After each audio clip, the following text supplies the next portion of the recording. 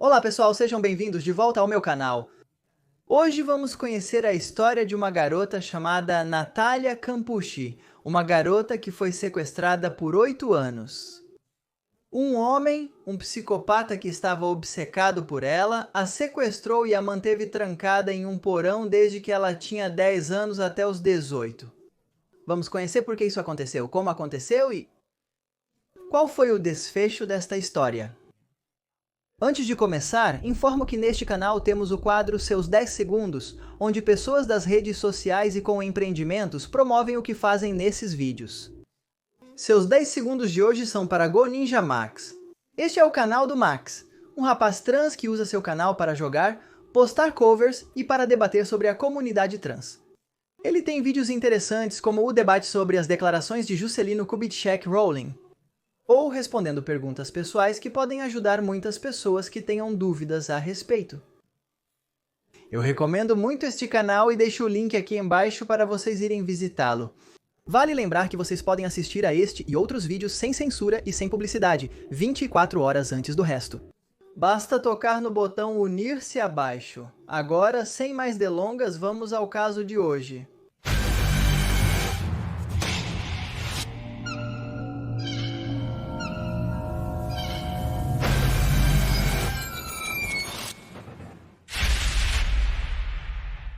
Natalia Campucci nasceu em Viena, Áustria, no dia 17 de fevereiro de 1988. Ela é filha de Brigitte Zirny e Ludwig Koch e tem 2 irmãos mais velhos. Seus pais se divorciaram quando ela era pequena, então ela passava alguns dias da semana com sua mãe, outros com seu pai. Mas seu lugar de residência estável era a casa materna. De certa forma, ela se sentia culpada pelas brigas diárias de seus progenitores. Isso lhe causava depressão e inseguranças, que aumentavam por causa do bullying que sofria na escola por estar um pouco acima do peso.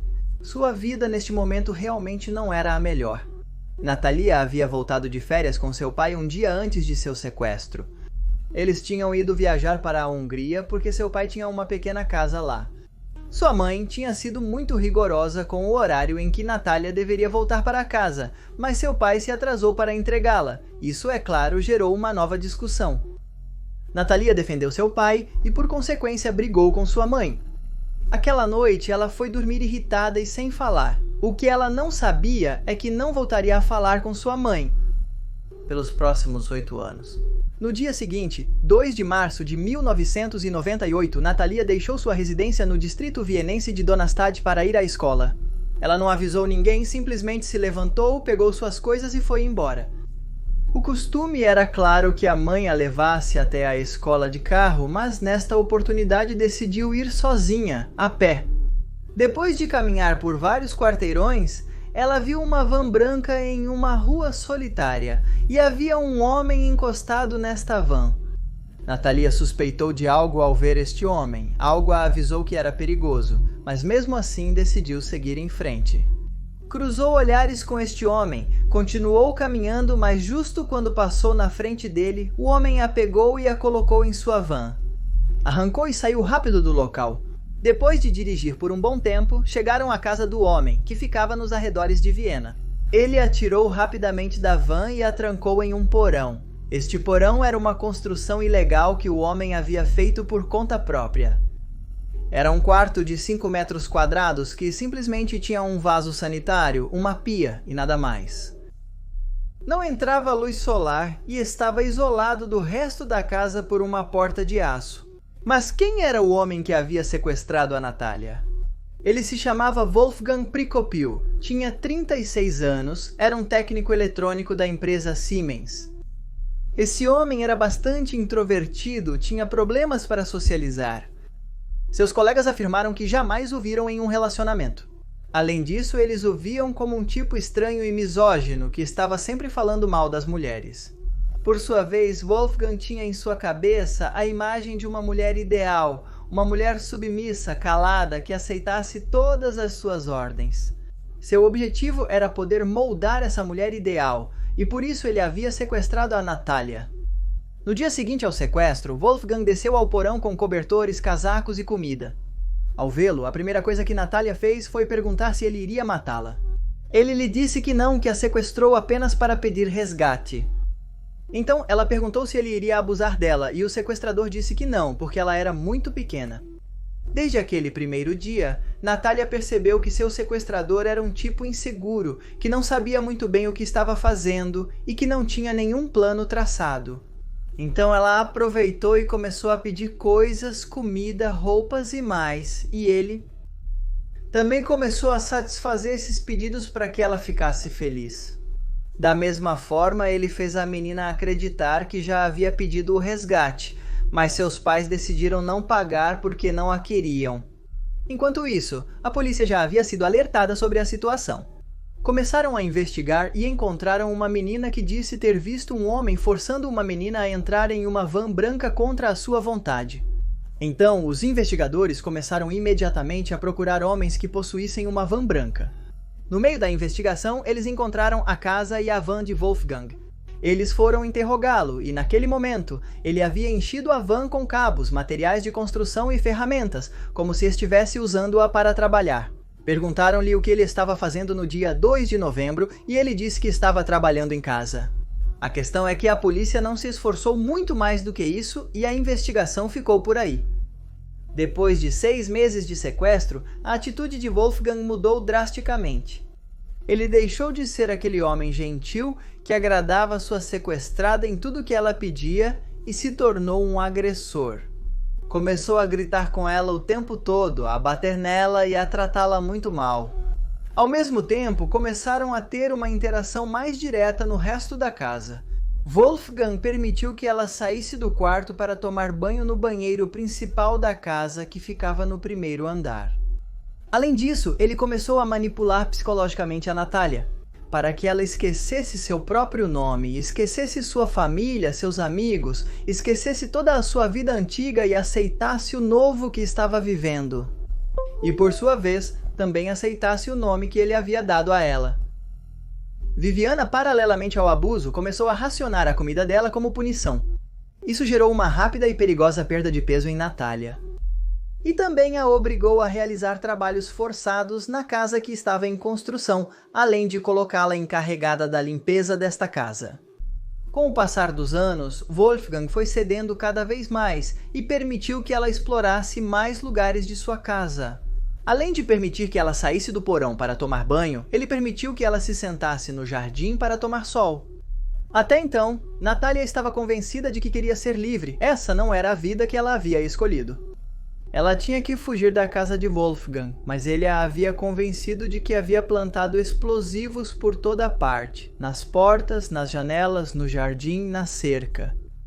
E se ela tentasse escapar por algum desses lugares, tudo iria explodir em 1000 pedaços. Ouvir isso agora pode parecer um pouco incoerente.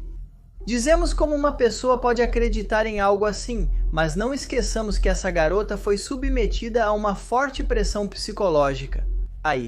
Isso fazia ela acreditar e pensar que estava em outra realidade. De fato, viver nessa nova realidade criou certos problemas anos depois, quando ela começou a relatar tudo o que aconteceu. Porque as pessoas a acusavam de sofrer da síndrome de Estocolmo, acusavam-na de ter se apegado ao seu sequestrador. Ela até disse que se lembra com carinho quando Wolfgang a fazia comemorar seu aniversário ou até mesmo o Natal, e disse que não eram momentos tão ruins. E que além disso, ele primeiro lhe deu um rádio, depois uma televisão e até mesmo livros para que ela pudesse continuar estudando e passar seus poucos momentos livres. Obviamente tudo isso é muito polêmico, porque basicamente o que ele fez foi simplesmente devolver um pouco de tudo o que ele havia tirado dela. Outro ponto polêmico do qual ela se recusou a falar são os abusos que sofreu por parte de Wolfgang. Ela quis reservar isso para si mesma. Mas tanto no filme quanto nas notas que saíram sobre o caso, afirma-se que é uma situação que se repetiu muitas vezes. Várias vezes se intuiu, e até mesmo ela mesma contou em alguns interrogatórios que deu em privado, que as relações sexuais que teve com Wolfgang não foram forçadas, mas sim de mútuo acordo. Este é um ponto obviamente super polêmico, porque aqui é onde se afirma que ela estava sofrendo da síndrome de Estocolmo. Ela não tinha nenhum outro relacionamento com nenhum outro ser humano, a única pessoa que ela via o tempo todo era Wolfgang. Portanto, é natural que esse tipo de relação estranha entre sequestrador e sequestrada fosse criada. E também era natural que ela não sentisse ódio dele o tempo todo. A questão é que os anos passaram, e quando Natalia tinha 17 anos, Wolfgang decidiu levá-la para esquiar como recompensa por ter se comportado bem durante todo aquele ano. O que ele deixou claro é que, obviamente, se ela pensasse em pedir ajuda a alguém ou contar a alguém o que estava acontecendo, ele iria assassinar essa pessoa na frente de Natalia? Este ponto foi o que a assustou gravemente, inibiu-a de gritar em público, de pedir ajuda a todos quando estava rodeada de pessoas, ou até mesmo de pensar em correr e escapar. É nesta viagem que surgiu uma oportunidade clara de fugir. Ela pediu para ir ao banheiro para Wolfgang. Ele verificou o banheiro para garantir que não havia ninguém, acreditou que não havia ninguém e a deixou entrar. Uma vez dentro, Natalia percebeu que havia uma mulher no cubículo ao lado, então decidiu pedir ajuda. Ela disse que era Natalia Campos, que havia sido sequestrada, que a ajudasse, por favor, mas a mulher ficou assustada e decidiu ir embora sem ajudá-la. Natalia obviamente ficou triste e devastada, e não teve outra escolha senão voltar para o seu sequestrador. Tempo depois, essa mulher foi encontrada e descobriu-se que ela era holandesa. Por isso, ela não entendeu uma única palavra de tudo o que ele havia dito. Natalia se assustou e foi embora. Aos 18 anos, Natalia decidiu que tinha que sair daquela casa, sim ou sim, que aquela não era a vida que ela queria. Então ela encarou Wolfgang e comunicou que queria ir embora. Ela agradeceu por ele não tê-la assassinado, mas disse que não queria viver assim pelo resto de sua existência. Ele então, em vez de bater nela ou em vez de puni-la, ele ficou pensativo e disse a ela que se algum dia ela saísse desta casa, se algum dia ela conseguisse fugir, ele simplesmente iria se suicidar. Este caso então se transformou em uma questão de vida ou morte. Nesta ação de buscar a liberdade, um dos dois iria morrer, ou seria Natalia ou seria Wolfgang. No dia 23 de agosto do ano de 2006, 8 anos após o sequestro, Wolfman estava prestes a vender a van branca com a qual ele a havia capturado, então ele colocou Natalia para limpá-la a fundo. Estavam nisso quando ele recebeu uma ligação no seu celular, mas como tinha pouco sinal, se moveu para dentro da casa para ouvir bem. Foi nesse momento que Natalia percebeu que essa talvez fosse a única oportunidade que ela teria para fugir do lugar. Mas antes de fugir, um monte de pensamentos veio à sua cabeça. Ela pensou que se fugisse naquele momento, Wolfgang iria se suicidar, a polícia viria e tanto seus amigos, colegas de trabalho quanto sua própria mãe descobririam a pessoa horrível que ele era. E de tudo de ruim que ele tinha feito a ela durante esses 8 anos, até aquele último momento, ela sentiu compaixão pelo seu sequestrador, mas no final decidiu fugir e correr desta casa. Ela entrou no jardim de uma vizinha, explicou quem era e pediu que ela chamasse a polícia, por favor. A mulher se assustou, mas fez isso. A polícia veio, Natalia, contou-lhes quem era e a levaram para a delegacia. Uma vez lá, eles confirmaram que essa garota era realmente a menina que havia desaparecido 8 anos atrás. Conseguiram identificá-la por uma cicatriz no corpo e por um posterior teste de DNA. Natalia pesava então apenas 42 quilos, o mesmo peso que tinha ao desaparecer 8 anos antes e só havia crescido cerca de 15 centímetros. Ninguém podia acreditar porque todos a consideravam morta. Todos os policiais a abraçaram e estavam felizes. Eles entraram em contato com os pais, que nunca haviam parado de procurá-la e nunca haviam perdido a esperança de que ela estivesse viva. Então ela se reencontrou tanto com seu pai quanto com sua mãe. Este era finalmente um final feliz, mas foi então que ela começou a perguntar por Wolfgang. A polícia contou a ela que foram persegui-lo e fugindo ele chegou à estação de trem e se jogou debaixo do trem que estava chegando e morreu. Então Natalia começou a chorar desconsoladamente pelo seu sequestrador.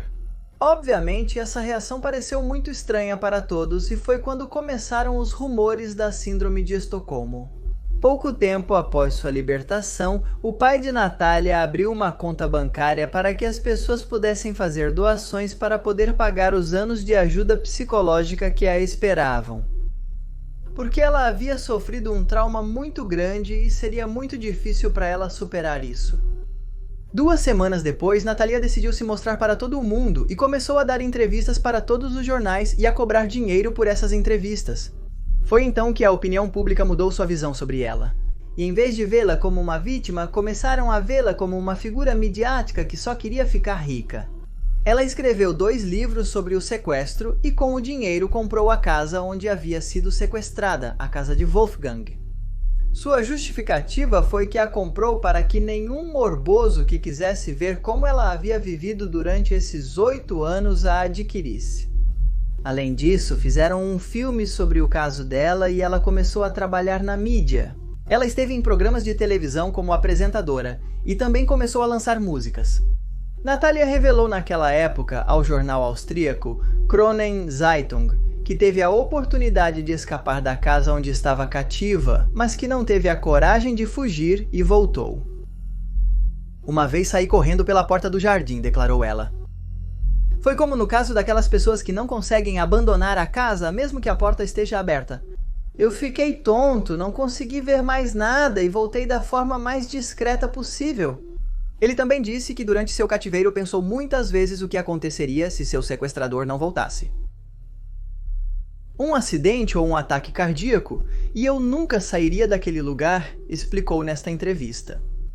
Naquele momento também sugeriram a ele mudar de identidade, começar uma nova vida, com outro nome, em outro lugar, totalmente escondido do olhar de toda a população, mas ele se recusou.